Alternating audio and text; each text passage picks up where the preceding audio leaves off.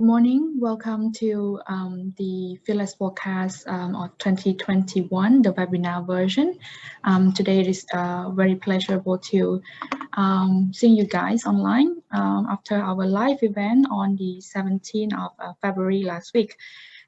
Just to inform, this is a shorter version of the live event of our Fearless Forecast, as we are time conscious when we're doing our online webinar. While there are less slides and less information included in the visually, we still include most of the information that we discussed in during the Fearless Forecast live event. So today we have myself, Kesa, Senior Manager for Research and Consulting. Join me are Ben and James, who are our Associate Director and Managing Director.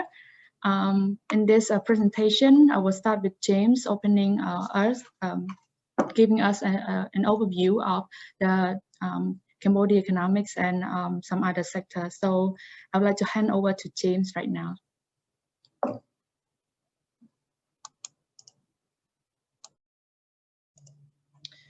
Thank you, Kesa. Good morning, everyone, and welcome to Fearless Forecast 2021. I look forward to taking you through a lot of what we shared last week. Some of the information that we put out is not suitable for an online setting, either the format or the information itself. So unfortunately, we can't share the full thing, but we're always happy to have a conversation about any more depth on any sections. And it was a rather long event. The full Fearless Forecast takes almost an hour and a half to get through. So we wanted to present you with something that was a little more digestible this morning. And then take up any queries towards the end. So Kesa, Ben and I will be helping to answer some questions. If you wish to ask them to us throughout the event, please do so in the Q&A section of this webinar. Okay, so we'll start off just by a few caveats. There are definitely some green shoots in Cambodia's real estate sector for 2021, and I'll be really pleased to talk about them. But there are some very difficult things that we're facing here as well, which we're calling our sacred cows. So these are maybe things that we wouldn't always talk about, but Fearless Forecast gives us the platform with which to explore those topics and shed some light on them, and maybe start a bit of a discussion about how those might impact Cambodia's real estate sector over the course of the next 12 months. So there will be a few topics where we are maybe looking slightly on the pessimistic side of things, you may feel, but also we hope that it's realistic and useful, and it's highlighting some risks that you might want to take into account if you're considering Cambodia, or some things where we have some suggestions about how to mitigate some potential impacts. There is a fair amount to get through, even in this slightly shorter version. I will be kicking off with the overview and looking at infrastructure and our green netting information, and then Ben will be handling most of the commercial sectors, and Kesa on the residential side of things. So in terms of the news stories for 2020, Cambodia, I think, saw itself in quite a positive light. It handled COVID-19 pretty well. And even today, we're less than 650 cases, and we'll dig a little bit deeper into that. It was a slightly different story last week, and the speed of change and how COVID impacts is clearly an important point. But for 2020 anyway, Cambodia managed to escape the worst of the direct impacts of COVID-19 with being fairly unscathed. However, obviously the economic side of things was impactful and did have quite a significant, did show up quite significantly in the numbers that we saw. But we also saw some great initiatives from the government here. So we saw a push towards offering some assistance to other economies, particularly through the provision of masks. And you can see here, Cambodia provided 2 million masks to Myanmar. Building relationships across Asia Pacific, particularly China and Japan and Korea. Cambodia helped the Westerdam. So it was the cruise ship, and if anyone remembers back in the early phases of COVID, I think it was April time, it was a cruise ship floating around the Gulf of Thailand, not being able to dock anywhere. Cambodia stepped up and let the Westerdam passengers disembark here. There were definitely some issues, and also at the start of the year, there was a continuation of the construction disasters that we saw in 2019.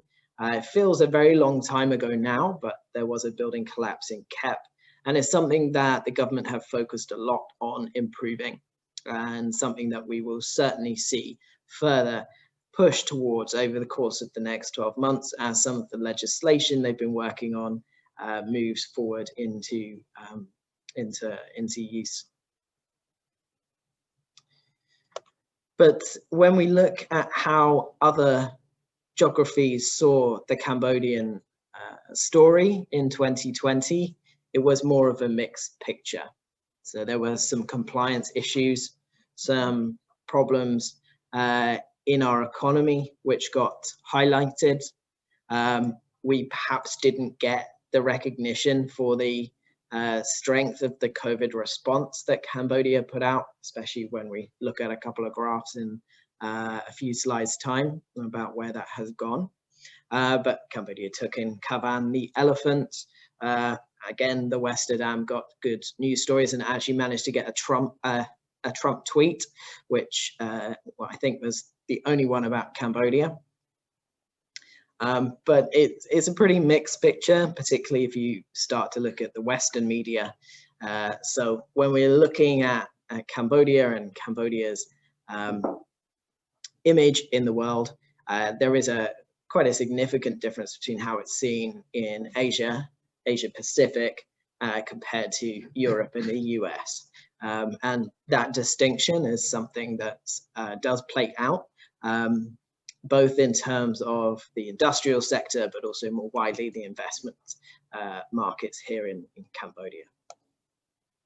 When we look at the economic indicators, clearly COVID-19 had a pretty significant impact, and we saw GDP growth dip into negative territory over the course of the last 12 months. So it was minus 1.9%. Here there are indications that the final figures could be worse than that, but the number is expected to rebound pretty strongly over the course of 2021.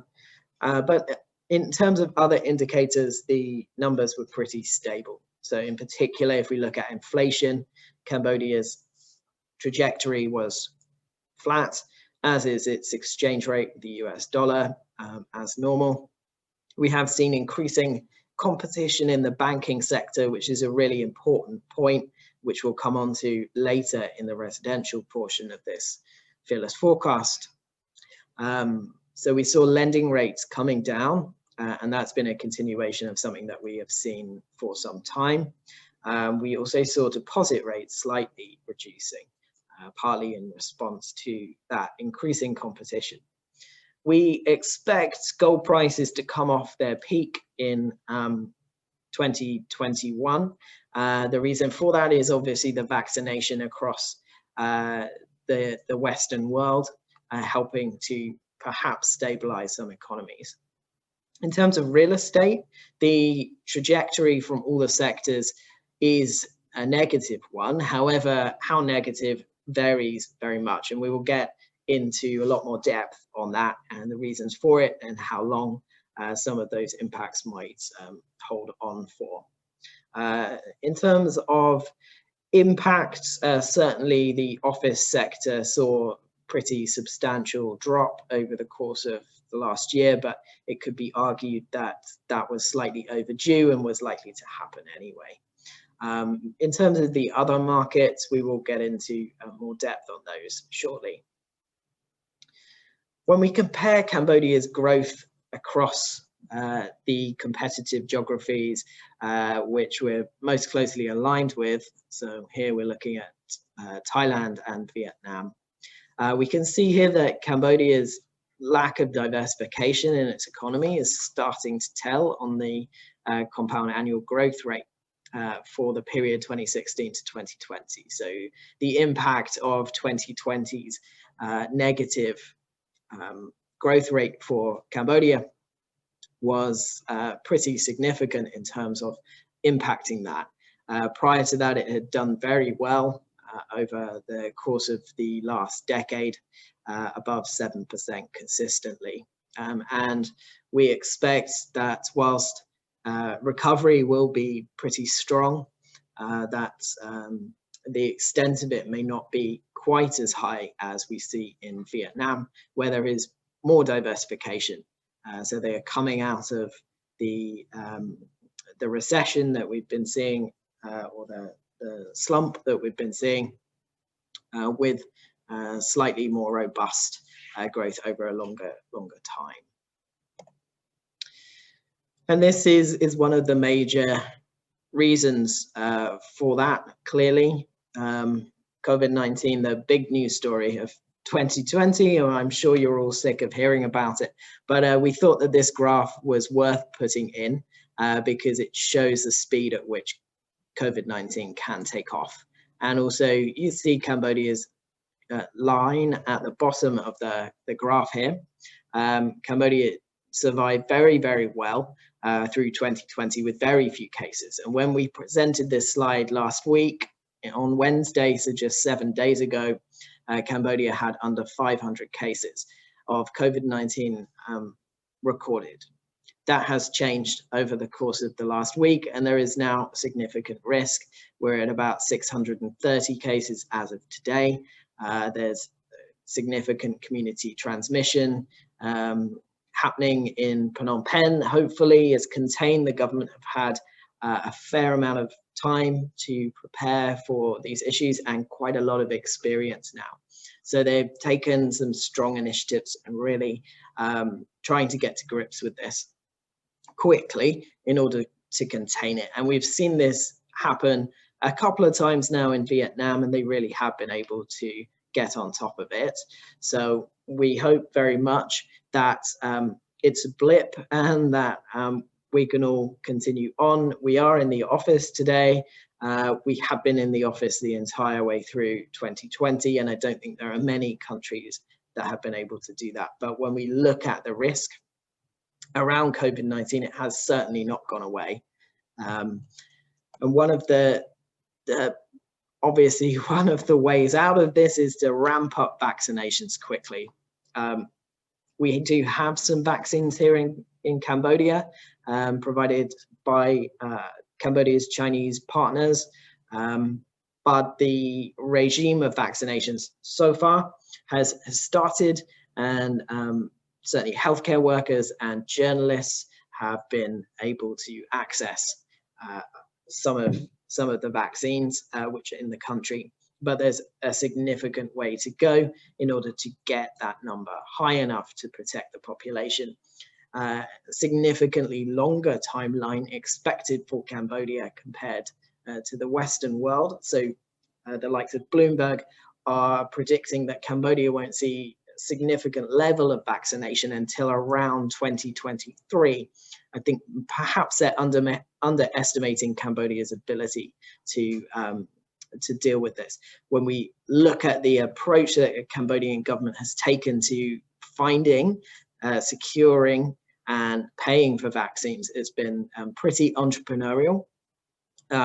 They were able to get over $30 million worth of donations from wealthy Cambodians and the Cambodian population itself to help kickstart the vaccine rollout for Cambodia. So that's quite a novel approach, and I think Cambodia, when it's faced with adversity, generally does step up and surprise people. So perhaps a bit of underestimation on behalf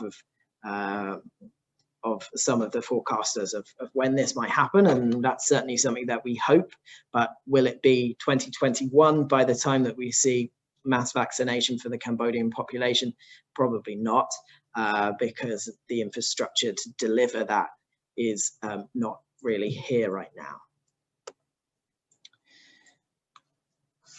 Moving on, and kind of tied to COVID and Cambodia's success, and that is the fact that our population is still really, really young. There was some great census data released, call it great census data, but it isn't a particularly common thing to get in-depth population data in Cambodia.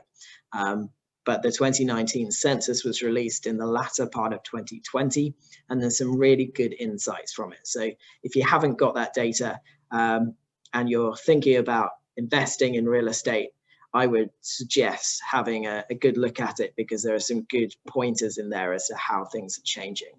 And whilst the population growth rate has slowed slightly and urbanization has slowed slightly, they are still at quite good levels. So urbanization at about 3.5% right now. And because the size of the population now is much bigger in the urban areas, we're about 6 million. The growth of that is now quite rapid, particularly in Phnom Penh, which is and has been the economic epicenter of everything in 2020, whereas the provincial cities have struggled somewhat. Phnom Penh has still forged ahead somewhat, but it's also really interesting to see the new data and density for Sihanouk province, which is the only real province where we've seen a significant level of urbanization occurring. So Sihanouk also starting to densify quite quickly, and that obviously holds some promise for the future of that province, and indicates where another economic pole for Cambodia is emerging, despite some of the challenges that we've seen in that location. But also key to watch out for is this trend in reducing household sizes. So in 2019, we are at 4.3 people per household on average.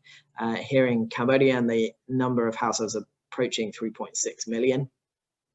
That has fallen pretty strongly, but when we look at where we are compared to Vietnam and Thailand, we're at least 20 to 30 years behind where they are right now. So still quite a significant way to go for Cambodia. But this does highlight some of the trends that we've been seeing in terms of smaller families, people having fewer children, people moving out of home earlier, setting up on their own, maybe even before they have been married in some cases, which for Cambodian society is quite a big deal. And it's taking some time to change, but it is adjusting slowly. So we are starting to see these trends being felt in the demographics. And if they're being felt in the demographics, it's certainly being felt in the real estate sector. So when we think about what people are building and how they're building, and the size of the property that they're building, this data is super important to inform that. And it's something that we're certainly recommending people take a good long look at before making decisions about what, where, and how to build. When we look at what people are building, and there's quite a bit more depth than this graph shows in the data that's behind this information, but this is the approved investment into construction. This is recorded by the ministry, and it's the approvals that they provide for real estate investment in Cambodia, so development. We can see that actually 2020 was a pretty strong year.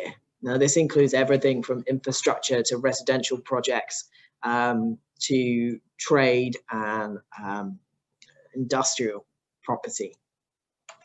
And 2019, we saw some big announcements of some pretty substantial infrastructure projects. We have seen a reduction in the number of projects that have been approved over the course of 2020, and it dipped in the second half even further than the first half. But in terms of performance, actually the market was higher than both 2017 and 2018, only down on 2019, where we did see some big numbers coming in there. But behind this data, what we see is a falling number of residential projects. So that is where the numbers have come off largely. So those are largely landed property projects. So what we mean by that is if you're Cambodian, it's called a bore. These are villa projects. We're seeing slightly fewer of those being approved, or rather being requested. And they're quite widespread across the country. There are still pockets where we see a fair number of those being launched, although there was a significant volume of those in 2019, which is likely the reason for the reduction. We're seeing a change in how the developers are viewing the market, given what's happened before. So they've seen this competition coming in. But one thing which is certainly there supporting the residential sector right now and starting to help it to grow is this competition in the banking sector. So we've seen a number of new commercial banks launched over the course of the last 12 months, and certainly more in 2019. And these are helping us to see more competition in the mortgage rates. And it is encouraging more lending, particularly for landed property bore projects. Q2 in 2020 did see quite a sharp reduction in mortgage applications, and the value of the applications which were requested, rightly so, I think, given the uncertainty that the market was facing at that time. And we did see quite a sharp increase across the loan types in terms of non-performance. But we also saw quite a significant reduction in the later half of the year. So that was coming back down again. However, it's really key to understand here that over the course of 2020, the banks were under instruction by the National Bank to help Cambodians and restructure loans. So we saw over $4 billion worth of loans restructured in the middle of 2020. And it's unclear whether the banks how long the banks can continue to hold those restructured loans on their balance sheets without having to make some adjustments. We think potentially that towards the middle of the year, we might see a slight uptick again in non-performance. Something certainly to keep in mind. And we'll talk a bit more about this and about payment terms and payment structures when we get into the residential sector. But it's a really important part and a really important piece of Cambodia's real estate story is the domestic banks lending into this sector. They don't have too many alternatives about where to put their cash. So there is some good news coming out of here in terms of how this is playing out for real estate, particularly residential. When we think about developers and where developers are getting their cash from, last year we forecast that we would see quite a significant growth in the CSX, the Cambodian Stock Exchange. We didn't quite see the number of IPOs that we thought. We saw one, which was part of Aklida Bank, but that really did help to drive the market cap for the CSX in the middle part of 2020. We also have seen this bubbling of trading volumes. So the market is starting to pick up in terms of activity. We're starting to see bigger numbers happening every month rather than just one-offs, which we were seeing in 2019, 2018. And this is quite encouraging in terms of how this market is likely to develop, and we know that there are several companies which are planning IPOs in 2021 or 2022, and some of those are real estate related. So this is becoming a more viable opportunity for sourcing some cash for some of the developers here, although it's not quite there yet. When we look at alternatives, we're starting to think about overseas finance. The Cambodian banks themselves don't have particularly deep pockets. So if you're looking at financing a big development, it's likely to be through offshore lending. Many of the banks here have affiliations, or they are subsidiaries of foreign banks, and it can help developers to be mixing the sourcing of the funding that they're getting. And in particular here, we're looking at South Korea, Thailand, Singapore, Japan, and Taiwan, as well as Hong Kong. And when we think about government, how government's going to be spending to keep GDP growth moving forward at the trajectory that it's been at for some time. Cambodia at the moment doesn't have any government bonds, but this is something that has been developing, and the government now have legislation in place to allow government bond issuance to take place. So we can expect, we think, to see this come through over the course of the next 12 months. Where Cambodia will end up in terms of the bond rate, we obviously aren't sure where that's going to settle yet. We would hope to be somewhere in the region of Malaysia or the Philippines, and not quite as high as Vietnam, as Indonesia, but probably not as strong in terms of performance as Vietnam. So that's a bit of a roundup of how we're seeing finance in Cambodia and how the economy's been performing. But one of the metrics that we look at in terms of consumer performance is usually in the vehicle registration sector. So Cambodia typically sees strong growth in the number of cars registered each year. It's a very popular thing as a status symbol for Cambodians. So cars are a super important part of image here. And actually in 2020, we saw a reduction in vehicle registrations for the first time in quite a long time. There are now 5.7 million vehicles registered as of August 2020. But the really surprising thing was the strength in the growth of heavy vehicles being registered. We saw a 37% uptick. Part of that was a government drive towards registration for heavy goods vehicles, but also we think because the difficulty of getting goods across the border means that there was less heavy construction and heavy goods traffic across the Thai and Vietnamese land borders, but also the domestic production of building materials meant that more of these vehicles were needed to ferry goods and services, goods around Cambodia to construction sites. So a really important metric, we think, in just indicating where things are heading more towards domestic reliance, and also indicating here some potential struggles for domestic consumers and their disposable income. Over the course of the last year, we did see a drive towards more regulation in various sectors, including in real estate. So there were some important developments, and we can expect more of those, particularly around planning law and building construction quality over the course of the next 12 months. But also in the banking and finance sector and in taxation, there were some key pieces of legislation which will impact real estate moving forward. And we can expect further deepening of that over the course of the next 12 months.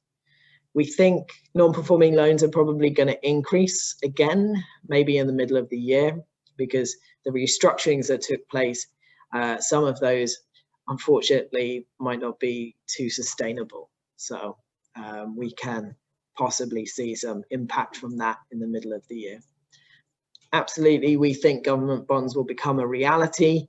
There's a lot of infrastructure investment going on. Take a look at that soon. The government has got to find a way to pay for that. And geopolitical risk, it still exists. We saw the transition from the Trump to Biden administrations, and whilst there are a lot of domestic issues for many of our geopolitical partners to think about and tackle, Cambodia is still partly on their agenda, and sometimes not in the most positive way. So there are some issues there and some risks which need to be considered and taken into any thoughts about how Cambodia might move forward. And we'll take a look at that when we get into the industrial sector. Okay, so I'll just run you through what we're seeing in terms of infrastructure. For us, this is usually a really big section of the presentation. So we often talk about this for a few slides and we go into more depth. But frankly, there is too much going on. We would need an entire presentation to tell you about it. There's a lot of infrastructure happening in Cambodia right now, including expressways, ring roads, underpasses, overpasses, new bridges, airports, lots of different construction happening, lots of potential to help change the lives and the mobility of Cambodians, and therefore impact the real estate sector, particularly residential, particularly industrial. So some really key, critical, important things to note, particularly progress on the third ring road for Cambodia, progress on the expressway. It was announced yesterday that Phnom Penh's new international airport should be 50% finished by the end of 2020, and they have made really astonishing progress so far. We've also seen a strong infrastructure boost for Sihanoukville over the course of the last 12 months. We saw new roads being rehabilitated or made in the province, which has made a real difference. And we'll take a look at some pictures soon. And airport improvement, the connection of the expressway, and the upgrading of existing roads through the provinces. Also just helping Cambodia to look a little bit brighter for the future in terms of getting people and goods around the country, and setting the stage for future growth opportunities, which should help to move the needle in terms of how Cambodia expects to develop over the course of the next decade. And these are some images of those infrastructure projects happening. So you can see these roads, the two images numbered number 1. This is Sihanoukville, and it looks amazing compared to what it did look like, which was for a long time, the roads had been dug up, they were being resurfaced, relaid, pavements were being put in, and now we have this beautiful road, which it looks great. There's supporting infrastructure around that as well, with smart technology to help to monitor traffic and enable safety and policing. We're seeing really critical pieces of infrastructure like number 2, that's the flyover and underpass at Chom Chau, which is a choke point in the western part of Phnom Penh. We're seeing a lot of new airports, a lot of new roads, and number 4 is the new stadium for the Southeast Asia Games in 2023. So some really big movement here. We've also started to see some more talk about railway improvements, and we've got some good forecasts for this. So we think that all major infrastructure projects should complete on time. That's a bold statement for Cambodia. 2 or 3 years ago, we would be expecting infrastructure projects here to be delayed by 12, 18, 36 months. Then it was very difficult to predict when things would finish, but the progress that's being made on what's being built now is really very strong, and domestic production of building materials is clearly playing a part in that. Water storage and flooding management is becoming more of an issue. And in particular, when we look at the Mekong and how the Mekong's performance is impacting agriculture and the livelihoods of Cambodians up and down its banks, it is becoming a more important issue that is taking center stage here. and we'll need a lot of thinking about. But also we are seeing more issues with flooding and climate change that are affecting Cambodia, and something that we need to keep an eye on. And we've said it before, but we're going to say it again. We think that if the government are going to introduce a mass transit system for Phnom Penh, they will need to do the announcement of that pretty soon. So we're forecasting this year. And the reason for that is the 2023 Southeast Asia Games isn't very far away. And we know that they want to get the infrastructure upgraded before that happens. But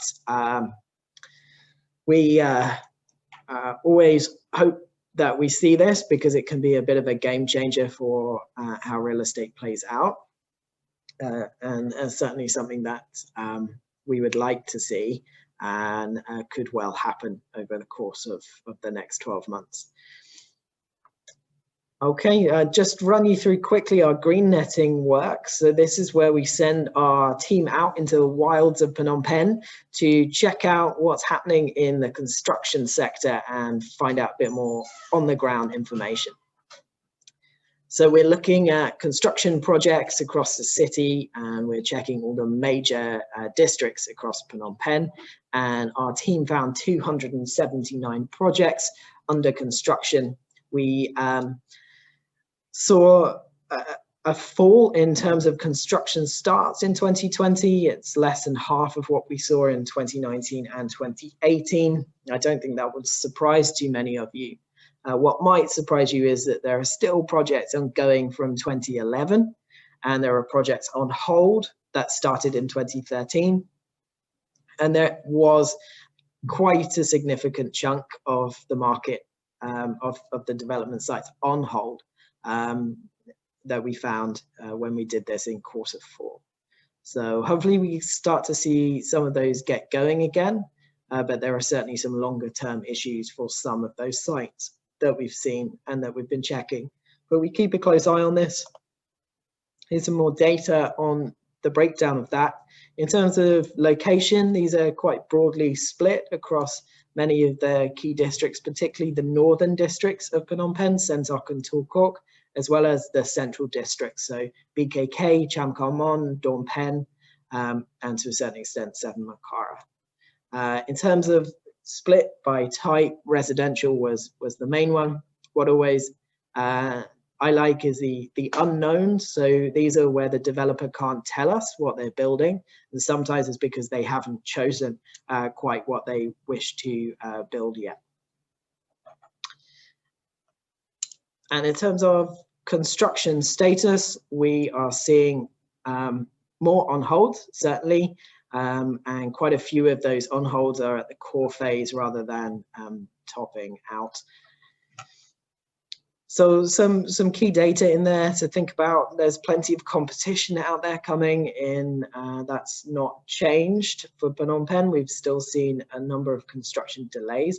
We'll be talking more about that as we move through into the individual sectors. We polled many of you over the course of the last few quarters when you've joined our webinars, or if you've been able to when you've joined our in-person events. And we'll do so again at the end of this webinar, just to check how things are sitting for you. But the interesting change for us over the course of Q4 was a bit of a retrenchment in terms of people's view of the market.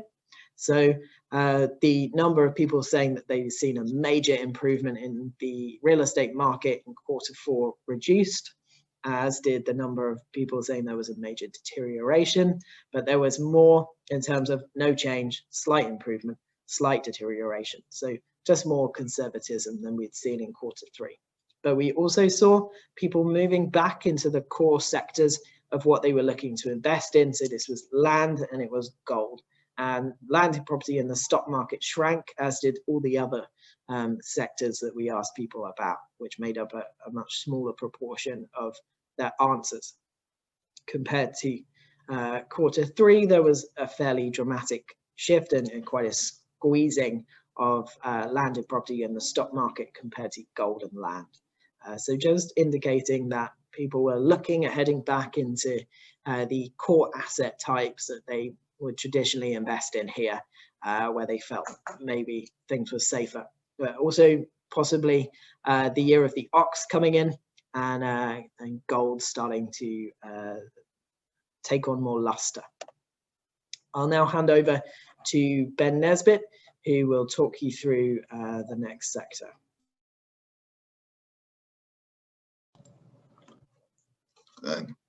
Thank you, James. I just want to remind you all again that if you do have any questions, please pop them in the Q&A section, and we'll get to those shortly. I think that was a very interesting overview from James. Obviously, lots of changes happening in Cambodia over the last year. Some other countries have been put on pause, really, I think, for most of 2020, with not many developments, but it's good to see, especially on the infrastructure side, that Cambodia has been developing, and this plays in quite significantly into the industrial sector, where we've seen lots of free trade agreements and regional trade agreements being announced, discussed, and even signed. So at the tail end of 2020, we had the Cambodia-China free trade agreement.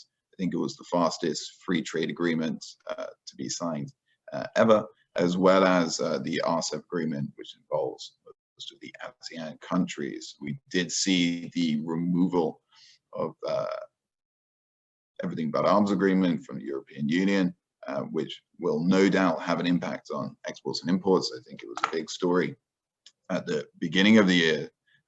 But to counter that, we have seen discussions with Korea move ahead quite significantly. It looks very close to getting the free trade agreement signed, as well as discussions with India and some other enter into their generalized system of preferences, which will also help boost the imports and exports volumes of Cambodia. So on the graph here, you can see the trade balance dipping negatively quite significantly. However, this isn't really too much of a concern. The World Bank sort of suggests that developing countries often have this trade imbalance, but Cambodia is not at significantly worrying levels at the moment. Looking at the more industrial side of things, we've put up really the two highlights here of Phnom Penh and Sihanoukville, with the amount of industrial area to date, with the amount of it which has been developed. And you can see that Phnom Penh is really reaching close to capacity. There isn't many spaces left to develop an industrial area within Phnom Penh. And I think if you're looking at that, you've got to look further afield and look to Kandal province or further out from there. And this is really just the nature of land values, which we'll get onto shortly, rising in the capital and in Phnom Penh province, and reaching levels where it's not really feasible anymore to do some of those industrial projects. That being said, you can see on the graph on the left there the amount of developed and undeveloped SEZs nationwide. So some of those coastal provinces, Sihanoukville and Koh Kong, taking quite a large share of the SEZ area set aside, and you can see the number of projects there. Sihanoukville up with about 10 projects announced. So some of these have been developed and are in the process of developing, and some of them have just been set aside for development. Another thing which plays into quite significantly into the industrial sector is obviously the wages and labor rates. So Cambodia did see an increase for 2021 in the minimum wage levels, but at a much lower rate than it has been increasing at for the previous years. And really, when you're comparing that to Vietnam or Thailand, it's still slightly ahead of Vietnam in terms of that minimum wage levels, and I believe it's still ahead of some parts of China. However, this discussion on minimum wage is affecting almost every country globally. Even in the US, there's a large discussion going on at the moment about minimum wage, and I think really the government's doing a good job of keeping the vast amount of population that's working in the sectors, quite happy. The withdrawal of the EBA agreement was quite challenging for a lot of the industrial sector, manufacturing, garments, and such. So it's interesting to see that change. But not just wage rates are affecting the industrial sector. Obviously, accessibility plays a big part into the industrial sector, as well as the cost of electricity and the cost of transportation at the moment. Obviously, with these supply chain issues, the cost of shipping rates is increasing globally, and we're seeing some discussion there to make the administration at the ports and airports a lot smoother and easier, and really improving the ease of doing business. James may have touched on it earlier with Cambodia's oil dream of extracting oil in the Apsara oil field. We'll touch on that a little bit later, but this may make some headways into reducing some of those costs of manufacturing. So when we're looking at recession or resurgence for the industrial sector, we think that the FTAs and the regional trade agreements should bring a big boost to the sector. So part of what we didn't mention earlier, but was in the bigger deck, was the reliance on China for manufacturing. And a report from, I think, DHL back in November was stating that it was likely that Cambodia would see about 3% share of industrial manufacturers moving to Cambodia. I'm not sure whether that's played out since the impacts of the pandemic. However, it is likely that some of these manufacturers will be looking overseas to move their businesses, and these free trade agreements and regional trade agreements, as well as some of those double taxation policies, will really help play into that and make Cambodia more appealing for some of these industrial businesses. Ports, road, airports upgrades. So James was talking about the infrastructure improvements earlier. All of these promise to bring lower costs to the manufacturing logistics, and a lot of them, whilst they won't finish necessarily in 2020, will set Cambodia up to be quite a more competitive country to locate your business in. And there you go, diversification away from China will act as a catalyst for industrial development in Cambodia. I'm going to pass over to Kessa now to talk about the land and residential sector, and then I'll be back again with some of the commercial stuff.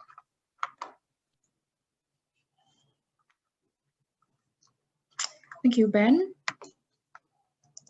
Moving on to the residential, before moving on to the residential sector, we'll be looking at the development in the land market.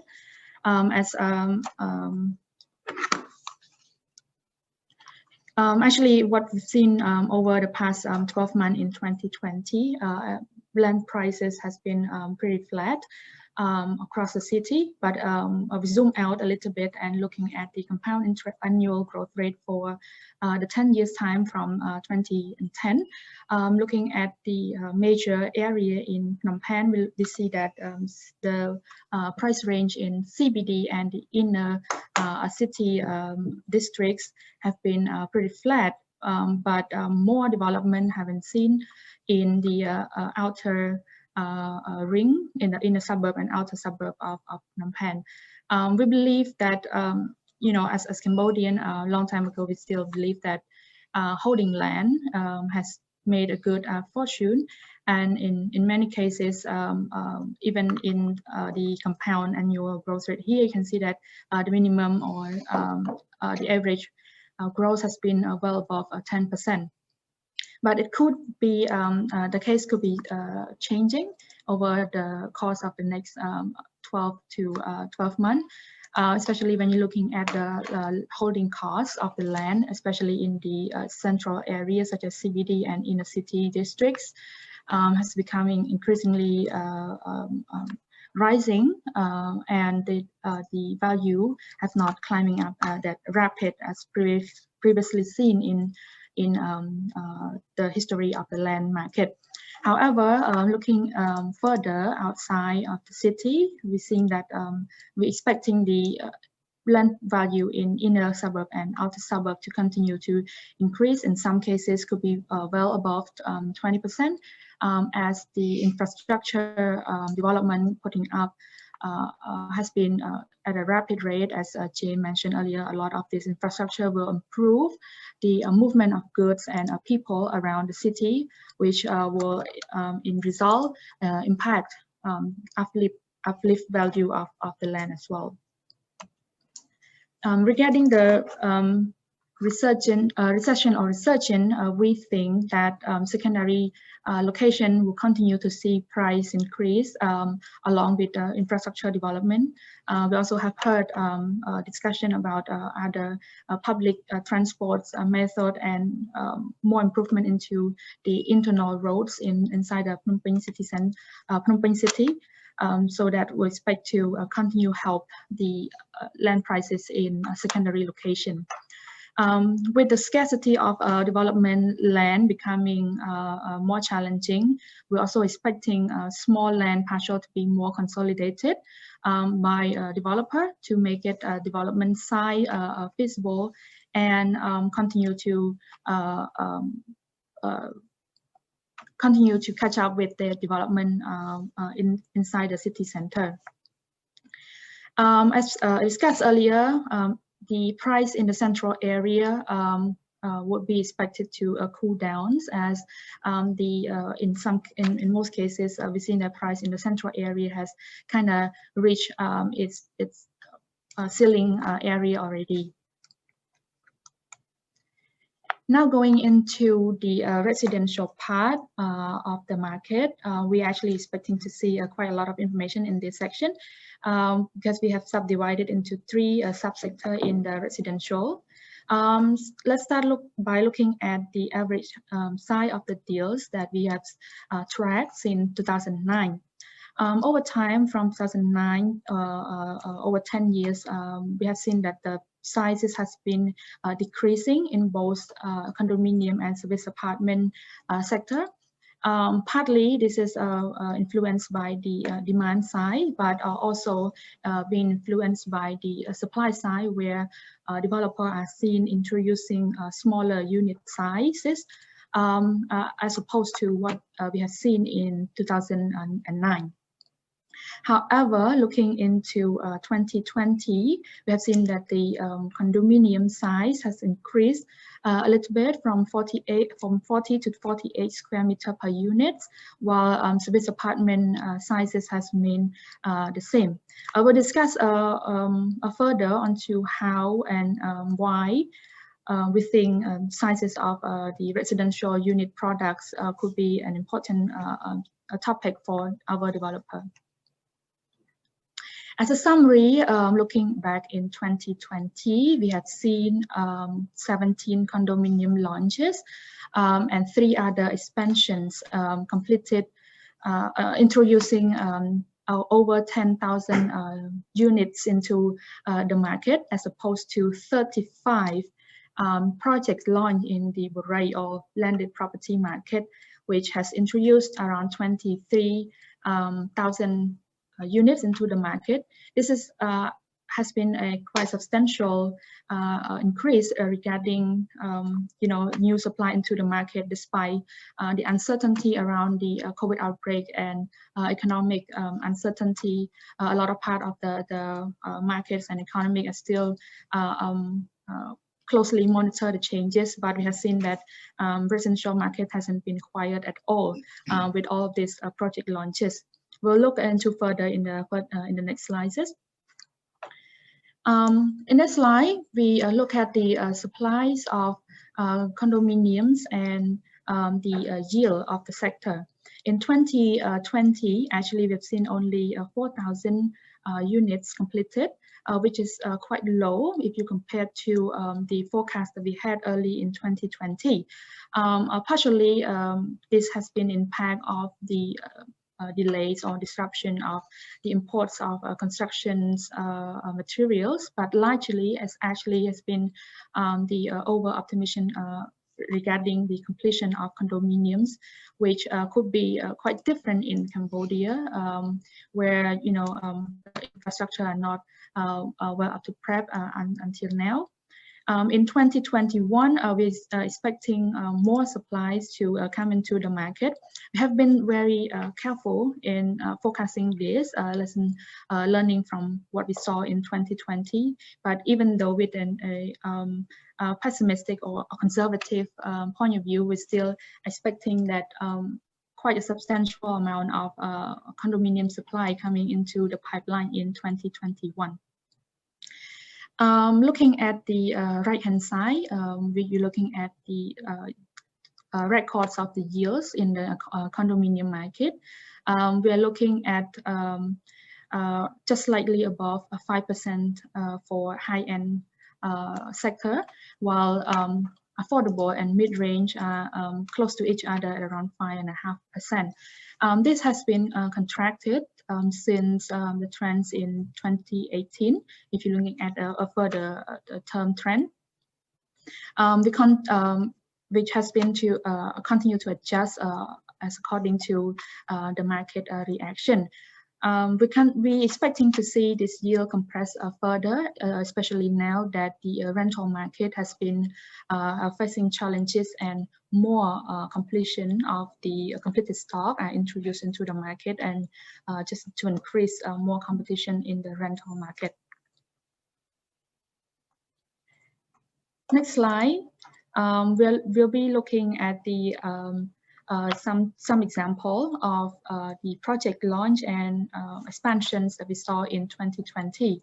Many of them are in affordable segment, some in high end, but actually very many in the mid-range segment, where quite a lot of competition has been introduced into the market. In terms of pricing, mid-range condominium has also been facing the most competition as well, where we will be looking at the quite substantial adjustment over the past 4 quarters of 2020, if you follow our market view. As a reaction to the competition and the market, many developer has been introducing the GRR scheme, the guaranteed rental return, to attract and continue to uplift the sales.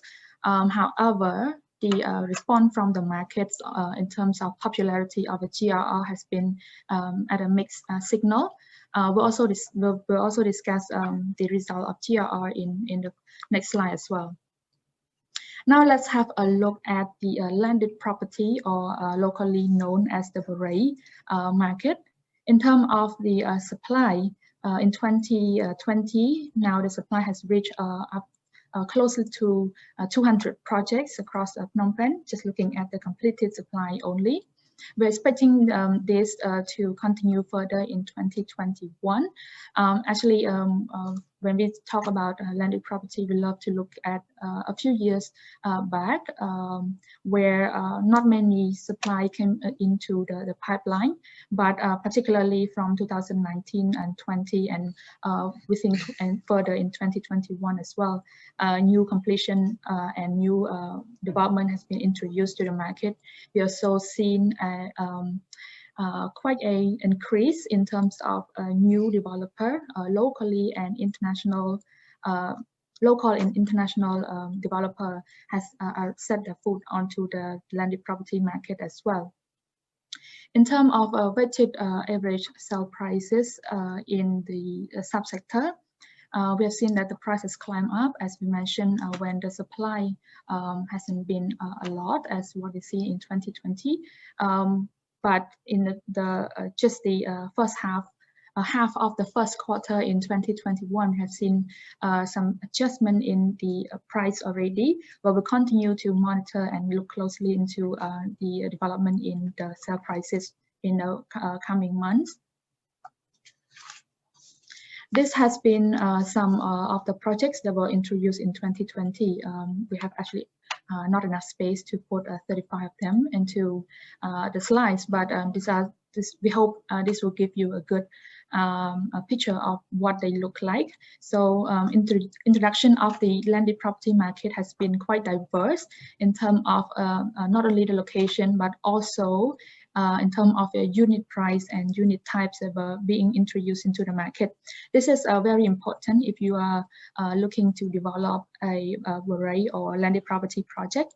As James discussed earlier in the demographic parts of the overview, the population is changing, urbanization also shrinking, but still at a rapid rate.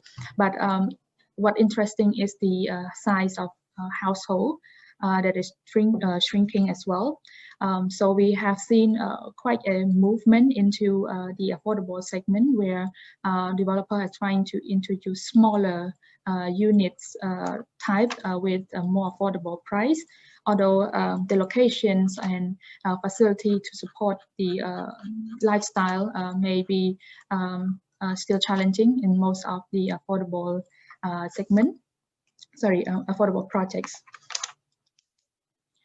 In this slide, we'll be looking at the affordability ratio.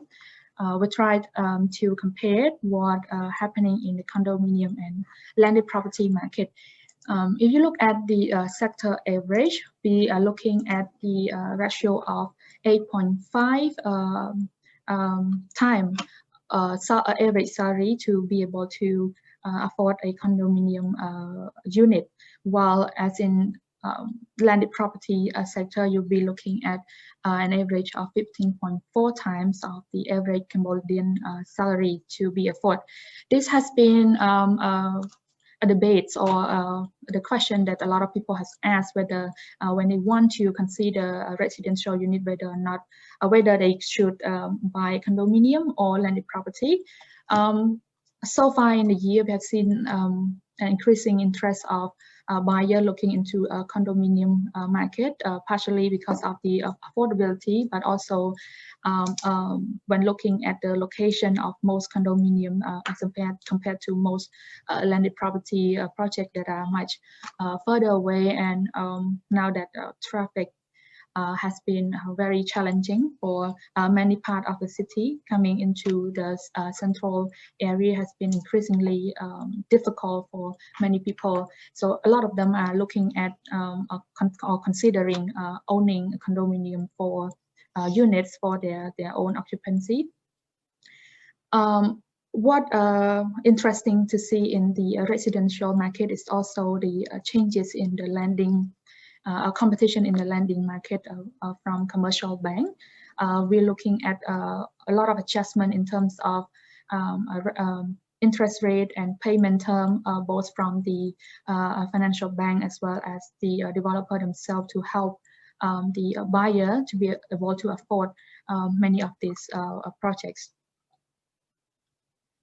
In the service apartment market, it has been quite stable over 2020, although it has been expected that the service apartment market will be facing challenge in terms of occupancy, where because this market has mainly dominated by foreign expatriate occupiers.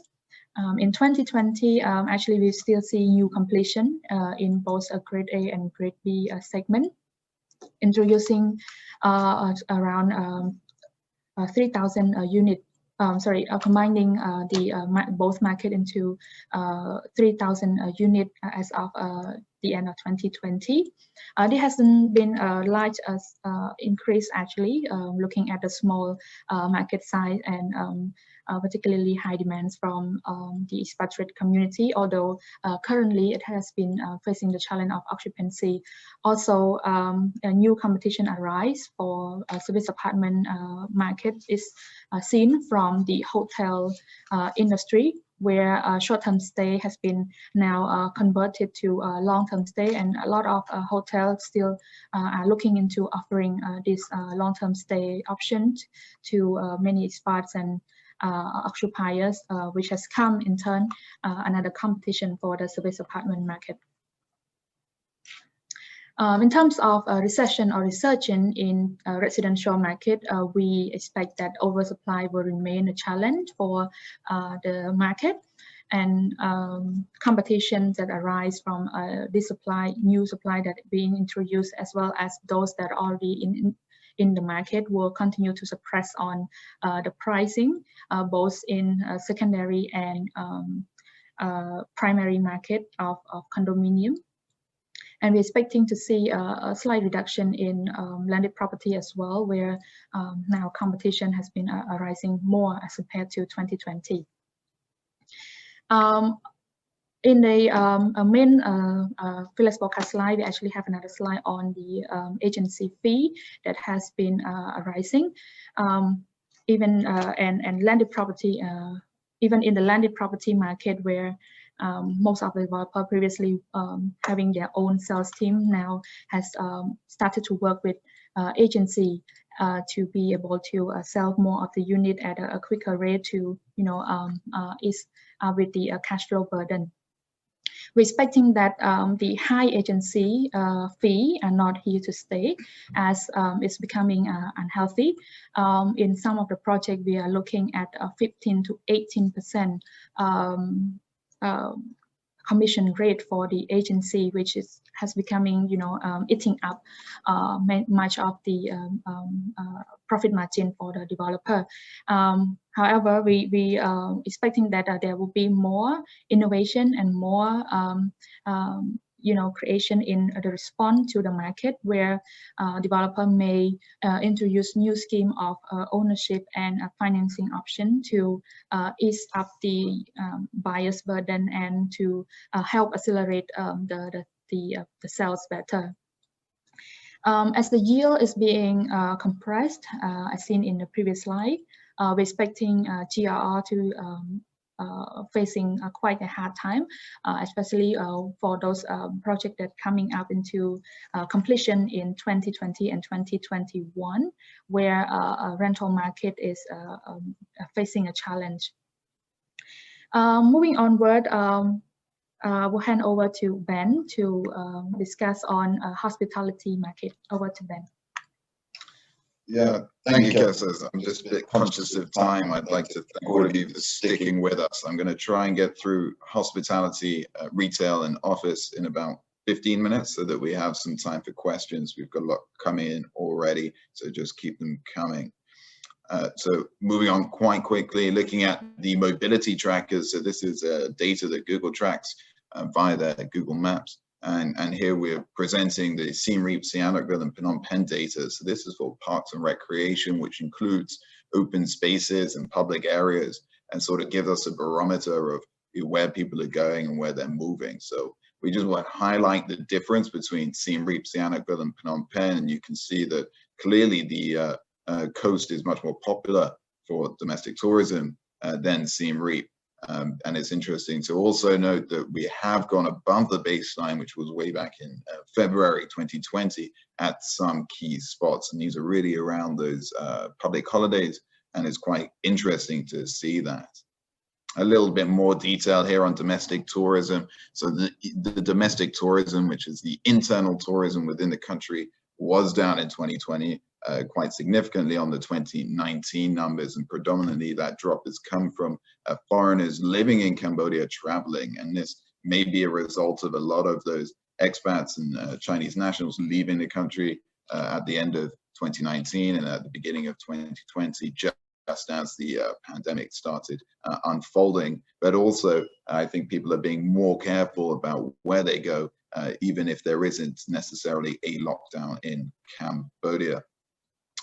So if we compare the tourism statistics to some regional cities, you can see really across the board, Phnom Penh hasn't been impacted more than Ho Chi Minh, Bangkok or Manila, with all quoting similar decreases in international tourist arrivals. And looking at those occupancy rates, they are fairly low. I mean, most of this occupancy could be attributed to quarantine hotels and other such things and long stays. But it's interesting that in some cities across the world, or some places across the world, they're quoting occupancies of above 60%, above 70%, even in Singapore. And they've been offering vouchers for domestic people to stay at their hotels for long stays and around those holidays. So we test in Vietnam or the Lunar New Year, and really trying to boost those occupancy numbers. We haven't seen too much of that happen in Cambodia. But I don't know if they are able to really do that, but we'll talk about that a little bit later. So if we look at some of the closures and suspensions across the country, Siem Reap has been most impacted by this. Now, these suspensions are temporary closures, and in the orange there are the permanent closures. We have seen those obviously tick up throughout 2020, but I think there may be some more to come. But interesting to note that we did see the opening of the new Hyatt in Phnom Penh, as well as I think last week the Howard Johnson Wynnum in Sihanoukville. So we are seeing new openings. We are expecting to see launches, and a lot of the development of hotels and resorts and hospitality facilities are still ongoing. And I think most of this could be attributed to the supporting infrastructure that is around. So if we look at the coastal upgrades, James has touched on some of this stuff already, but you've got, obviously the road revamps in Sihanoukville. You've got an airport going into Koh Kong, which should be testing the runway in Q4 of this year. I understand is almost complete. Some other public facilities in Sihanoukville, large green development city announced by the Prince Group, as well as some more localized infrastructure upgrades in Kampot and Kep, trying to boost that connectivity and integration throughout the country. There's also the upgrade to the Sihanoukville airport, the expansion of the terminals, still ongoing, and all of these construction projects have carried on, or infrastructure or supporting infrastructure communities have carried on throughout 2020, which is a real green shoot and bright spot. If we look towards the northwest of the country, still quite a lot going on, but not nearly as ambitious in terms of scale either. But you've got the new Sihanoukville Siem Reap International Airport, which has got really strong construction progress. The road revamp and city regeneration in Siem Reap is going on, and it's quite strong. You've got the Battambang Airport restructure. And I suppose what's in the news this week, at least, is the Naga Corp's development in Siem Reap, which, according to the papers this morning, is undergoing another study, and that's based on a potential impact in the UNESCO World Heritage Site. So we'll see that a lot of these projects are ongoing or completed, and it should help support the tourism coming back when it does come back. So just to wrap that section on hospitality up, we expect that there will be some more hotel suspensions and some more permanent closures, and this is just dependent on when tourism will return and what type of tourists will return first. We're going to see more innovation and momentum in domestic tourism. So we've already seen over 2020 that a lot of Cambodians are trying new forms of tourism, ecotourism, camping, cycling, and those sorts of holidays. And we expect that to evolve more organically and naturally, and have a lot more interesting different sorts of tourism activities and leisure activities to do across the country overall. And we still expect the hotel launches to continue, both in Phnom Penh and Sihanoukville, despite the uncertainty. And this is just the nature of what's happening regionally and globally as well. And moving on to retail, looking at those Google Mobility Tracker numbers again, Phnom Penh has performed pretty well, compared to Ho Chi Minh and Hanoi there, as well as Singapore, with I think above average, or on average being higher than Singapore. And this is really testament there. You can see the couple of dips there when we had the November 3 and November 28 incidences. Haven't got the data for the impact which would have occurred on the 20th of February, but no doubt that would have decreased these numbers again. Looking at the summary of 2020, we had 5 completions of community malls, adding just over 40,000 square meters, and a little bit of brand movement that I'm going to talk about a little bit later. So when we look at the supply overall, there's quite a significant amount expected to complete in 2021. We've got over 20 centers looking to complete, and these have been delayed often from 2020 and 2019. Developers here are likely to open because they have commitments to their tenants or other commitments, and projects are close to completion. When we looked at those green net statistics earlier, you could see that a lot of those projects are already in their topping off stage or their partial operations. So a lot of the delayed construction work from 2020 is likely to complete in 2021 without any more severe delays. And when we forecast the impacts on vacancy rates, I think really the key bit of information here is that most of those vacancy rates are likely to pick up slightly, with community malls sort of leveling out a little bit as the take-up comes through over the course of the year, but retail podium really picking up. And this is just the challenge with the format, or the way that the retailers and tenants have issues with the format at the moment, that they're trying to work out the best way to operate in those centers and how to get those footfall to those retail podiums. So here is a selection of some of the expected supply in 2021, and it's interesting to see new forms of retail entering the market. So we have a retail outlet expected to complete with SCG Design Village, as well as some other notable projects in there, which you can read off the screen, but really a large increase in retail supply. We're expecting about a 48% increase to the total retail supply. That's a really, really strong number. So when we're looking at who is going to fill these centers up, we can look at brands and see how they're behaving over the last couple of years. So in 2020, when we look at how many new entrants, so this is every time a new brand enters the market, as well as expansions, versus how many brands exit or close their branches, you can see that the activity in 2020, whilst it was, in the region of net entrants and exits, about 30, it was lower than it has been really for the last 3 years.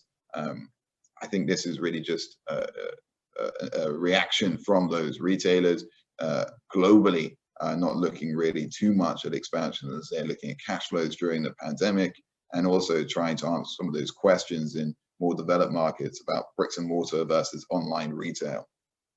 So those entrants are mainly coming from Asia Pacific. And when we're looking at what's happening in where those retailers are coming from, they're mainly in the F&B sector and the fashion and accessories. In 2020, we had a big uptake in those fashion and accessory brands. And you can see at the bottom of the slide there, both of those are pretty high end. So we saw that some of those high-end fashion retailers entering the market, and this could be attributed to the lack of travel. So some of the more wealthy domestic residents here not being able to fly to Singapore or Bangkok to buy their goods shopping locally, and we've seen the entrance of those brands. And similarly with the F&B sector, we have seen quite a large increase or uptick in some of the really high-end experiential food offerings, whether it be Japanese omakase or high quality or high experience French dining. When we look at retail overall, though, so even with that large increase in supply that we're expecting to see in 2021, comparing the retail space per capita, which is all the retail space in a particular city divided by the number of inhabitants, in Phnom Penh, it's still lower than really all those other regional cities, with even Ho Chi Minh ahead of Phnom Penh. When we look on the graph on the left here, and we put in all that supply, and we have grown the population at the urbanization rate and population growth rate, you can see by 2023 we should be at the levels of somewhere in between Jakarta and Vientiane. And interestingly, Jakarta has 10.7 million residents, and Vientiane has just under 1 million compared to Phnom Penh's 2 million. Really, there is some space to grow there in terms of retail space per capita. Just on the other side, to mitigate those comments, Singapore, Bangkok, and Kuala Lumpur both have a large tourist influx, really, that also takes up a lot of that retail space. So when we're looking at recession and resurgence, we think that because of that supply, we're going to see these homegrown brands and the sort of innovation in the Cambodian market much stronger than some of the regional case studies. Those local F&Bs, those local fashion brands really develop and take center stage over the year. I don't think we're going to see too many international brands, especially those from the North America and Europe, entering the market in 2021. It's likely to be more domestic in terms of Cambodian and Asia Pacific. Lots of developers with land property projects as well as retail projects are expecting to open this year. And we think that those developers are going to have to open their own brands as they struggle to fill the centers, and whether that be in the form of supermarkets, grocery shops, or banking, or other supporting amenities or infrastructure, it is likely that we're going to see a growth in that trend over the course of the year. Just touch on that convenience and experiential I think this trend has been around for quite a long time in more developed markets, more mature markets, but we think there's going to have to be a real diversification of these retail outlets over the course of 2021. I think we'll see quite a natural sort of split between those centers offering really high convenience where you can get in and out of the center very quickly with really accessible parking and location, and those offering more of an experiential setting with maybe spending more on their events and sort of on the design of the centers, as well as offering customers a really unique experience. And I think when I was discussing with our researchers, they called it the Instagrammability of a center, and I think that's going to appear much more. And then again, on the last point there, we're going to see the more launches will come through, despite the difficulties, despite the construction delays and the amount of supply. I think developers are really going to be incentivized just to open their centers and push forward, even if those are at slightly lower occupancy rates over the course of the year. Moving on to office, just before we go through the fearless forecast. When we're looking at the average deal size in 2020, and you can see that it's come down from 2019. I think really for us over the course of the year, we did about as many deals as we did in 2019. But interestingly, and we'll go on to talk about those rental rates, and you can see the deal size has come down and the value of those deals has come down. And those deals were really focused towards the end of the year. So I think a lot of businesses sort of holding off as they watch the pandemic unfold, but towards the end of the year, a lot more confidence in the market, a lot more interest in expanding, opening new premises, or entering. The office supply changes over the course of 2020. We saw 12 completions, 11 centrally owned offices, and 1 strata title office, adding quite significant amounts of supply to each grade, and you can see the numbers on the right there. Just to touch on the Google Mobility Tracker. I don't know how Vietnam have been doing it, but they're consistently above the baseline. So more people working than were back in February 2020. I think this data is maybe skewed by a holiday that may have occurred sometime in February 2020. But anyway, you can see that really Phnom Penh is tracking with Singapore there, and it's quite good to see that lots of people are still in the office and still working every day. And this is, one of the points that we were trying to make about work from home and how possible is it in Cambodia.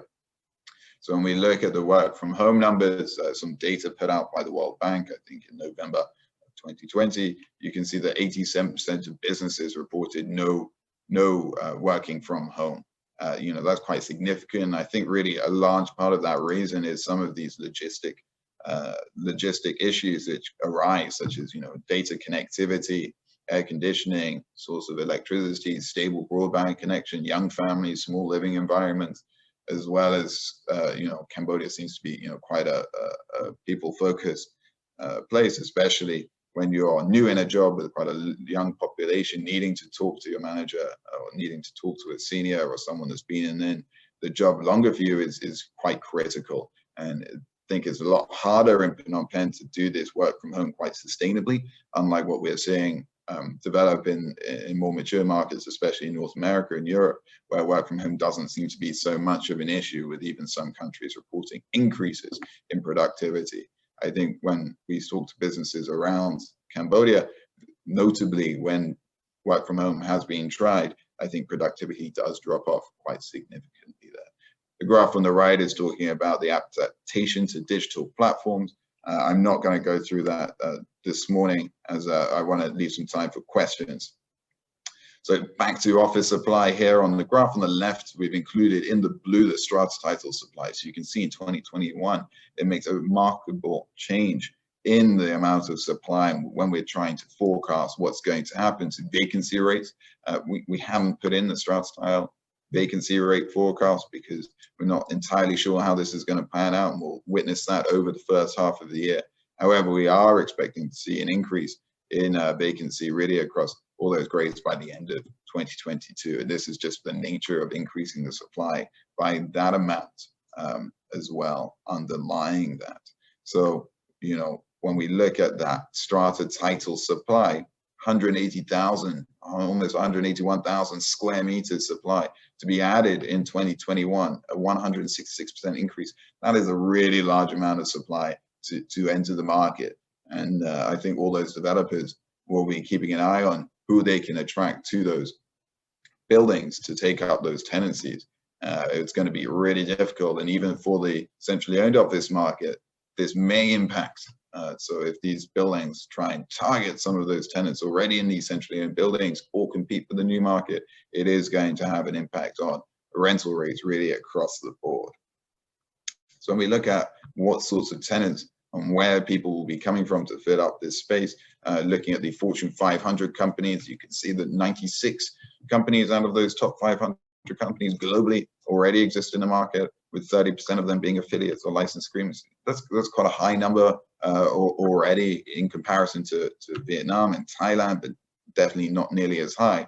But over the course of 2021, I think it's unlikely that we're going to see a large increase in this number just based on what's going on globally. So these sorts of top Fortune 500 companies, I don't think are really looking at expansion plans, especially into more emerging markets, as they're sort of more worried about their cash flow, their operations of their businesses elsewhere, and the impacts of COVID and travel and things like that. You can see that the deals on the right, the other deals really making up quite the lion's share in the number of deals at least, and these are sort of more domestic businesses, and really we're going to have to see the focus back on those domestic businesses, incubating Cambodian businesses and watching them grow. And I think landlords need to appreciate those businesses which may take a small space but have quite a large growth potential. So over time they may be expanding and taking up a lot more space, and really looking after your tenants a lot more. When we're looking at ESG, we've just put up the LEED ratings here. It's important to note that there's many ratings of green buildings, and this is really what we're talking about here. So you have Green Star, Green Mark, BRAM, Energy Star, and you have the neighbors, the Australian listing. But just looking at LEED, and it's really the same. You can use this as a proxy for the number of green buildings there are in Cambodia. It is miles apart from the neighboring countries. And the reasons for this may be because the developers aren't factoring this in, or the tenants are not factoring in the ESG, but ESG for sure is very important, and we really need to start closing this gap. So if I was doing any form of commercial development or residential development today, I would be looking at ESG, these green ratings, but perhaps maybe Cambodia, like it's done before, will jump step green ratings and move straight into wellness and livability and these sorts of more substantial rating agencies. But clearly there's quite a long way to go on that front. So when we're looking at the outlook for the office market, we touched on this already, that landlords are going to need to provide more incentives to gain and retain tenants. And I think really it applies to the retail sector as well. So we'll see more creative or more adaptive incentives, whether that be in rent-free periods or fit outs or other forms of incentives that a landlord can apply. That is going to increase. So you need to hold on to your tenants, and you need to treat them well. Otherwise, they can go somewhere else, and they may be getting a better deal somewhere else. So really, you've got to hold on to what you have, because it's much more important to have that than a few extra dollars on your rent. Strata societal rental rates, we're expecting them to edge downwards towards the end of the year. So once we see that supply come online and we start to see people take up those tenancies, expecting the rent may drop a little bit towards the end of the year, really starting in H2. And tenants beginning to find their own parking solutions. This seems to be really high on a lot of the people that we talk to, especially the domestic businesses here. The parking really is an issue, and we've talked about this many times. I'm not going to dwell on this too long, but finding spaces in the city is a real problem. And at buildings as well, not building enough parking and things like that is very difficult to incentivize tenants to come in to your building. So those are some of the main points that we had on the commercial market. I'm going to pass over to James now. I'd like to thank you again for sticking with us this long. One more section to go, and then we'll take the floor for questions. Thanks, James. Thanks, Ben. Yeah, even though we shortened it down, it's still got a little bit more to go, but we're almost there. We're on fearless forecast now. So these are some of the points that we think people are going to be thinking about in 2021, we think that they're coming to the fore. They're becoming more important as we transition through and the market becomes more developed and more advanced. So the issues that we're seeing in 2020 lead us to believe that if you've got a project, you've got some land, you have a thought, you haven't yet started, you really need to look at it and make sure that you're comfortable and secure in your pathway to profit. So have you really fully understood every single aspect of the project? You know where your target audience is going to come from. You maybe have a tenant in place already that you're building for, that will allow you to earn the return that you require from the project. Building speculatively has become considerably more risky over the last 12 months. So something really to bear in mind for Cambodia this year. Things will get worse before they get better, and unfortunately, maybe already starting to see some issues. We hope that the current community transmission risk ebbs away quickly, but we know that COVID is here. It is an issue and it could blow up a lot. So something really to watch, but also there's a lot of supply out there. There's a lot of competition. There are some underlying issues, but there are some bright spots too, which will help us to grow out of this issue at a later point. So when we're thinking about how the Cambodian market will change and grow, when we look at the longer term, the future is pretty bright. But over the near future, there are certainly still some challenges that we need to overcome in terms of oversupply and possibly also in non-performance of loans and possibly pressure on the banking sector and possibly in geopolitics as well. Hold on to your tenants. They are becoming harder to get. If you have them in place, keep them. When we ran this last week, Mark very kindly was able to speak to our audience at the end of the event, and our advice is upgrade the whiskey that you have on hand when you need to have a difficult conversation with your tenant. You want to persuade them to stay in your building. If you're an office landlord, keeping hold of those tenants in terms of offering them more incentives, more rent reduction, maybe more flexible lease terms, maybe helping them with some renovation. These are all things that a lot of landlords need to be thinking about and maybe actioning. Tenants still have a lot of choice, and that choice has become much more competitive over the last 9 months. And landlords with existing tenants have got to make sure they focus on those. And it's not just for the office sector, but also in retail, in service departments. It's about level of service, it's about level of engagement, spend on marketing, in terms of attracting footfall into buildings, spend on improving services and customer care. All really important points to remember over the course of 2021 as the competition in the real estate market is still at a very high level. Definitely a buyer and a tenant's market. Work from home, it works in New York, it works in London, and it works in Singapore, but we very much have our doubts about whether work from home works in Cambodia. There are fundamental issues with the adoption of work from home around technology, around working environment, around everyone having quite young families or having younger siblings at home who are distracting. Broadband connectivity, even at 4G level, is difficult as soon as you're outside the city center. And technology engagement and technology investment that we all have, whilst many of us have invested in that, we have here at CBRE to allow our team to work out of the office. It can still be a bit fragile. and it isn't conducive to efficiency and productivity. ESG becomes mainstream. I think this one is pretty bold, but ESG is mainstream: environmental, social, governance. These are really key issues that at the moment Cambodian real estate isn't getting to grips with, and it's something that is going to become much more prevalent. And in particular, when we have a more competitive market, where you're all fighting other developers for tenants, you have a lot of competition.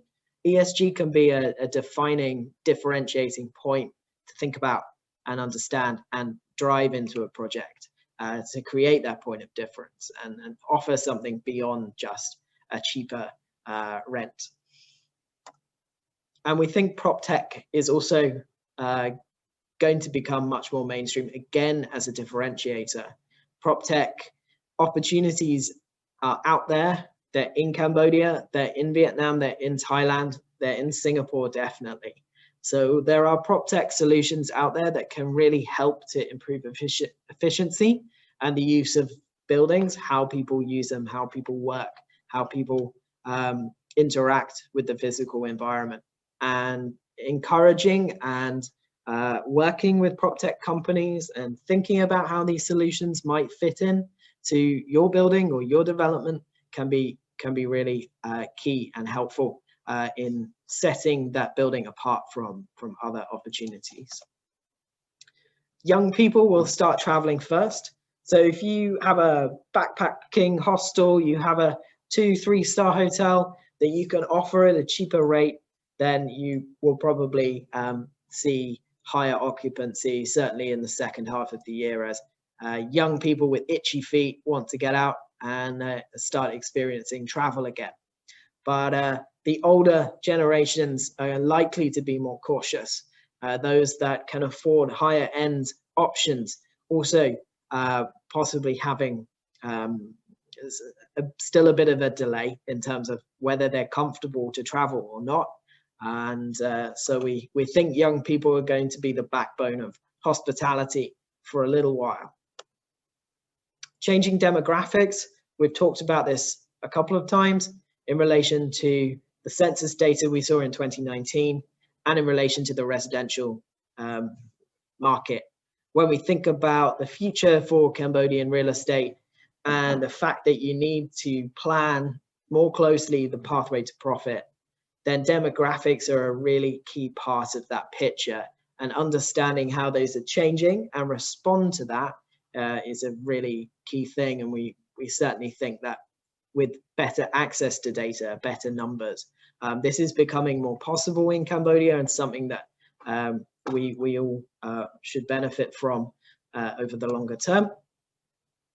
But in the short term, the falling value of condos and the rental rates and the yield compression that we've been seeing probably can't last too much longer, and is likely to be pretty painful, both for developers and also for people who've already bought. So that's not a particularly bright thing to talk about, but we have to be clear, there's a lot of supply.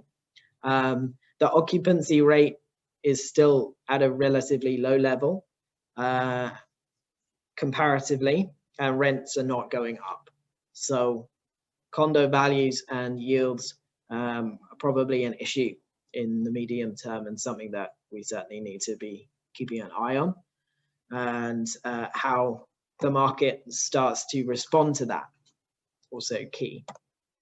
And improving infrastructure. This is really where the bright spot comes in. The amount of spend on infrastructure has been pretty substantial over the course of 2020, and the progress that has been made has also been strong. And this can make a real difference to various sectors in Cambodia, but particularly industrial, particularly landed property developments, but even retail and the construction sector itself. So infrastructure improvement is a really welcome thing.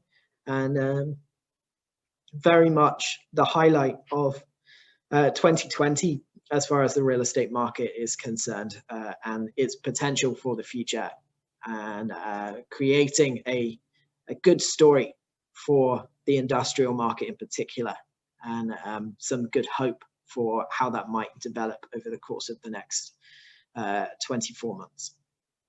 So thank you for your attendance and your focus and your time this morning. Kessa, Ben, and I will now start to answer some questions from you. So there is a Q&A box. If you just find the bar at the bottom of your screen or the top of your screen, Q&A is in the middle. We've got several questions to answer already, so I will pass over to Kessa to take the first. Thank you, James. Before going to the Q&A session, as always, we love to hear from you. So we have prepared a poll, a short one, actually, only 4 questions. So I have launched the poll right now. You should have seen it on pop on your screen. So please do answer to this question. We love to hear from you. We always try to get back or disseminate the result of this poll either on our social media pages or in here in the presentation as you've seen earlier. To save time, I would just leave the poll there and moving on to the Q&A session. We have received quite several interesting questions already. I would like to take some of the first question on residential markets, where I've combined several of them together. Actually, they're quite similar. Our audience are interested to know whether the price in Cambodia already priced out many Cambodian buyers, and whether it is in the oversupply stage, and what has caused the dropping of the prices. Well, actually, looking at the affordability graph, you can see that many of the projects has been kind of out of reach for some Cambodian, but still many other are still introducing quite a affordable products with good value for money. I think the role of financing from both developer and banks are very important here in helping our buyers to be able to afford their own houses and further their investment in the residential market. Whether or not it is coming into oversupply in the 3 subsectors of the residential market, we do see some oversupply in some segments, particularly in the high-rise residential markets. Whether or not this will be becoming a problem for the market, actually we see that the market is correcting itself at the moment through prices, through promotion and incentive that developers are offering. As the fearless forecast said, price reduction could be very painful, but things get worse before it gets better, right? We believe that this correction are necessary for Cambodian market to grow at a more sustainable rate in the future. So we're expecting these short-term changes to help the long-term growth of the market. Thank you. That is all for the residential for now. I have some other questions on hospitality market. Our audience are interested to know when will demand will be back. Would like to hand over this to Ben. Thanks, Kessa. You always give me the easy questions. Yeah, I think really when you're talking about tourism and tourism returning, you know, the jury's really out on this one. So, you know, we're expecting that it's going to be the backpackers which return first. There's a case to be made that business travel will return, but actually I looked at the data last week from some of the top 100 American companies, and their spending on tourism or their spending on travel for business has actually been coming down for about the last 15 years. So really now with the work from home solutions and things like that, I think business travel is less likely to return. But the real interesting question on tourism is what's going to happen to those average length of stays, what's going to happen to the price of a flight, the price of staying in a hotel, and those sorts of those questions in terms of when will tourism return. I think there was some news this morning from Thailand thinking about waiving quarantine for people that have had vaccinations. There was talk about travel bubbles in ASEAN, which I don't think have mounted too much, or vaccination passports. I think really globally, no one has really worked out what the easy answer to that is. But I think really when tourism returns, are people going to come back to Cambodia immediately? I think yes, there's a lot to offer here, but it's who those people are and whether they're going to come back in the same numbers. I think really to answer some of those, the question also really applies to retail. I think people always say, is it over? Is the hotel, is the bricks and mortar shop finished? Not really. I think really the view is that these are things which make life good. So going on holiday, traveling, going to hotels, going to see things, going shopping and spending time in the mall, this is what makes life good. So especially for the people in Europe and North America that have been locked down and haven't been able to go anywhere for a very long time, they're talking about revenge tourism or revenge shopping, and where they get immediate sharp bounce back. And even we've seen this in China really quite strongly. So I do think it's going to return. The pace at which it returns, yeah, I think it's going to be a gradient. It's not going to immediately turn the tap on sometime this year or next year, but it's going to recover at an increasing pace. Thank you, Ben. The next question is for James on, I hope I get this question correctly. Our audience asks, how are the telecoms communication, particularly 5G and logistic and distribution hub sector? Okay, well, telecommunications is a pretty big thing here. There's a lot of investment in that sector, and 5G Cambodia rolled some out earlier this year. We saw some tests, and that's pretty exciting to see. Obviously, can make a really big difference for real estate once you get 5G, because it opens up a whole host of possibilities when it comes to the Internet of Things and connected devices, which can help with smart buildings. So that's pretty interesting to see. In terms of growth in occupation from telecoms companies in the office sector, there was a bit of movement last year. I think we'll probably see more this year, mostly actually in the early stages of COVID.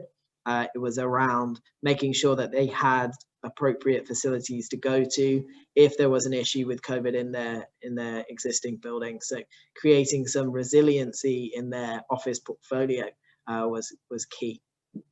And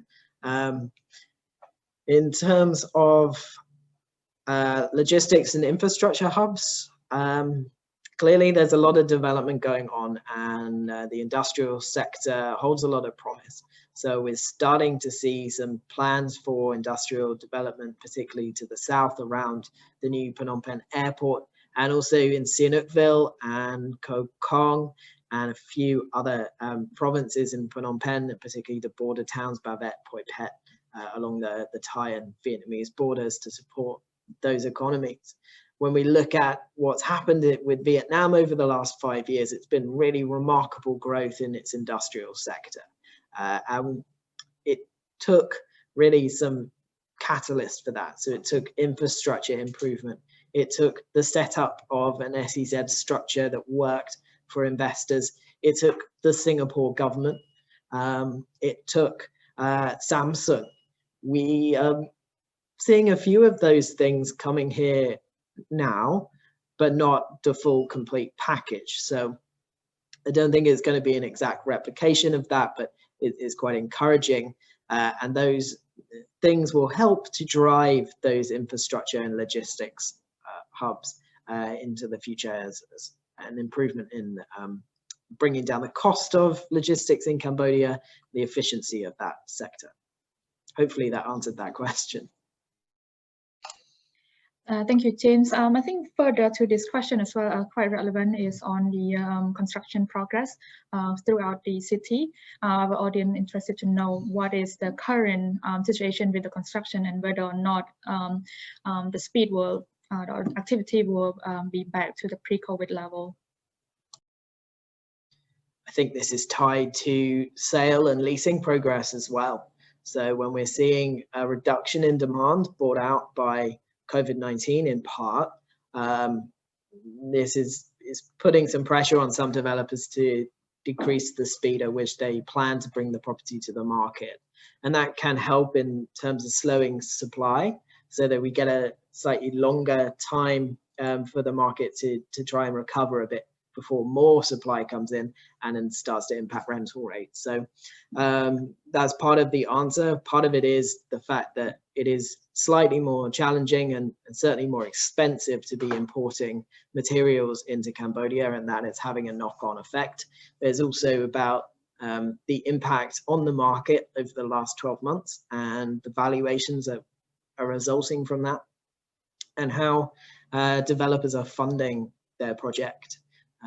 How willing investors and banks are to put money into projects, and whether or not these developers maybe need to look for possibly other sources of financing, whether their sale rate has slowed slightly. There's a whole host of things that really play into this. But when we look at the Green Net report and we are checking up on construction progress, there are certainly more issues than we had been seeing pre-COVID, and that's completely understandable. And part of that was brought about by the fact that getting materials into Cambodia was just more difficult for a period of time, and has probably had some knock-on effects, partly due to the market, partly due to developer financing. So there's quite a complex story behind how construction in Phnom Penh is proceeding.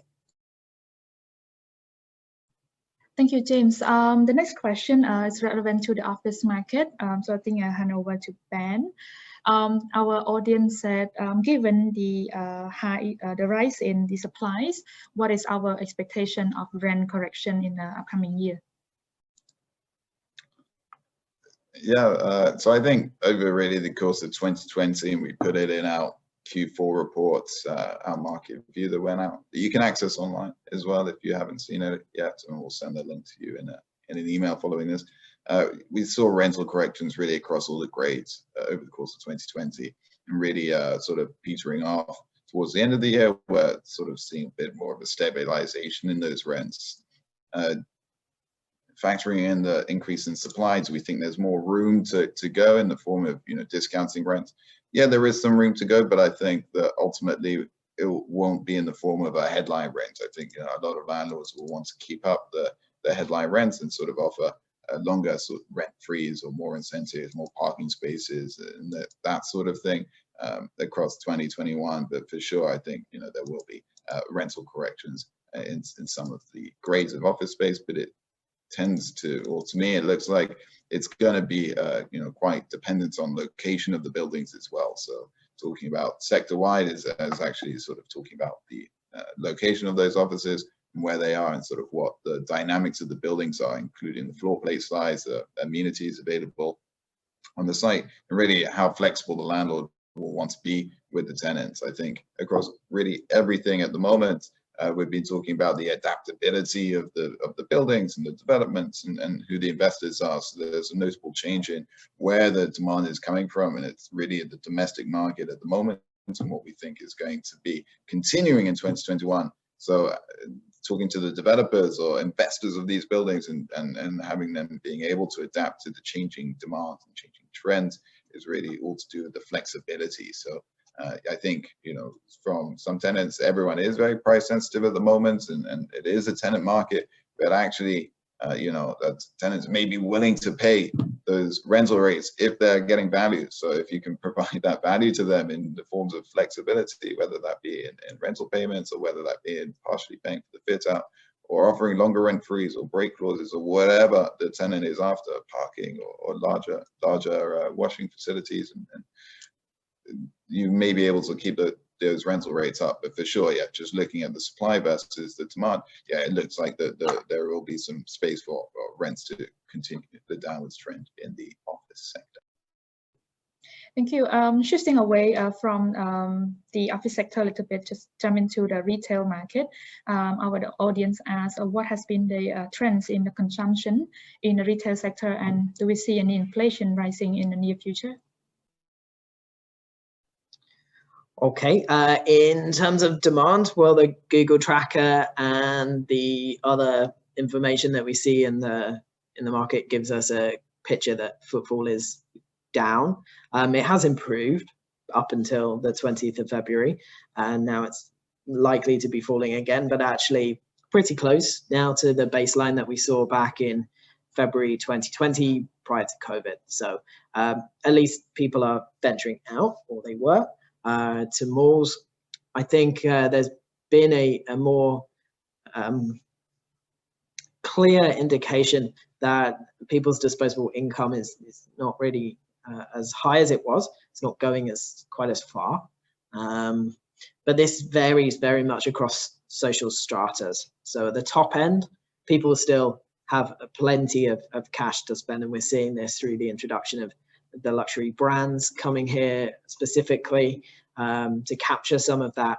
And also when we're looking at the middle or the lower tier, there's clearly some more pressure there on disposable income, and therefore perhaps a little bit less in terms of people's ability to spend. So on the demand side, that is what we're seeing. In terms of inflation, there's possibility that we'll see a bit of an uptick, and largely this is due to the cost of international freight coming in into the market and affecting commodity prices.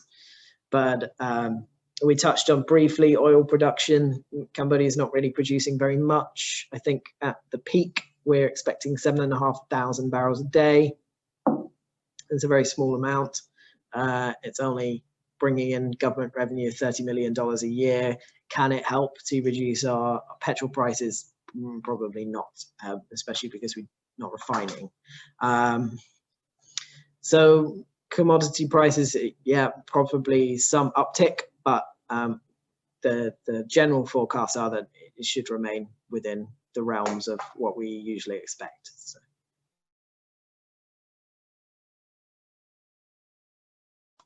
Thank you, James. Another question on the demand side this time, but moving to the industrial space. How much is the demand for storage warehouse in Phnom Penh at the moment, especially on the cold storage?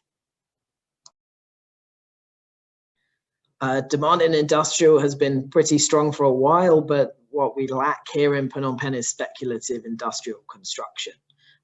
There has been improvement, and there has been some improvement from 3PL providers, so third-party logistics providers, building facilities to help this situation, and we've seen some of that in cold storage. So there have been some improvements in terms of quality and scale of the facilities that are available here, and there's certainly more on the horizon, but it's relatively small in terms of capacity.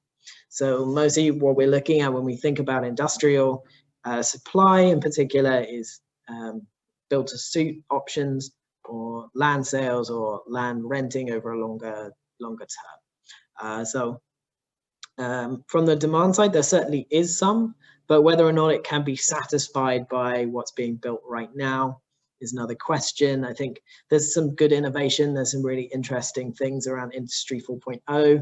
If you look at what Wellbridge are doing with their SME cluster, that's got some quite interesting ideas behind it, and a possible solution to create some circular benefits for the economy and for SME business in Cambodia, possibly a model to look at.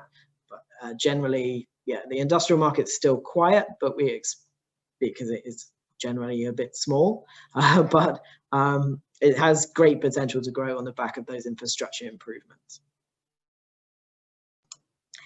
Thank you, James. Because of the time constraint we have, I'm afraid we cannot answer all the questions. I'm sorry about that, but please keep our contact in mind. So if you have any other question, feel free to write to us or call us on the phone. As of today, thank you very much for staying with us until the end. That has been a lot of information to absorb and process this morning. Thank you, James and Ben. Thank you, the audience. We hope to see you again in our next event, hopefully in person. And if not, we'll see you as in an online platform. Thank you very much. Have a good day. Thank you. Thank you.